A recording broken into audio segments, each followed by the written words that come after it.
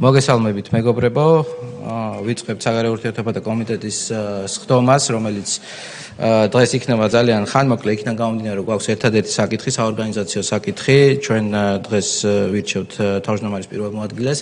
მოგეხსენებათ, რომ თავმჯდომარის პირველი მოადგილის წარდგენა არის კომიტეტის თავმჯდომარის პრეროგატივა. შესაბამისად, მე ვთხოვე ბატონ ირაკლი შატაკიშვილს, რომელსაც ყველანი კარგად იცნობთ, იყო წინა მოწვევის დეპუტატიც, ამ მოწვევაში ხელმძღვანელობს გერმანიასთან მეგობრობის ჯგუფს, არის აქტიურად ჩართული სხვადასხვა საერთაშორისო პროექტებში და ჩემი ასე ვთქვათ რეკომენდაციაა, რომ ბატონი ირაკლი იყოს დანიშნული კომიტეტის თავმჯდომარის პირველ მოადგილედ.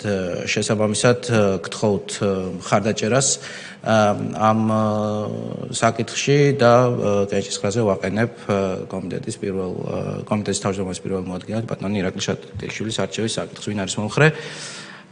მადლობა, გადაწყვეტილება მიღებულია. ბატონო ირაკლი, თქვენ ხომ არ გსურთ ორი სიტყვა? არა, მოგესალმებით ყველას. მადლობა მინდა გითხრათ გამოცხადებული ნდობისათვის და მე ისევე როგორც ეს ახასიათებს ჩვენს გუნდს შევუერთდები და რა თქმა უნდა ჩემი მუშაობის პროცესში დავიცავ ყველა იმ პრინციპს, რომელიც დაკავშირებულია ჩვენი ქვეყნის განსაკუთრებით საგარეო პოლიტიკის გაძლიერებასთან, ისე რომ მადლობას გიხდით გისურვებთ წარმატებებს. დიდი მადლობა, წარმატებებს უსურვებთ ბატონ ირაკლის ამ ახალ თანამდებობაზე.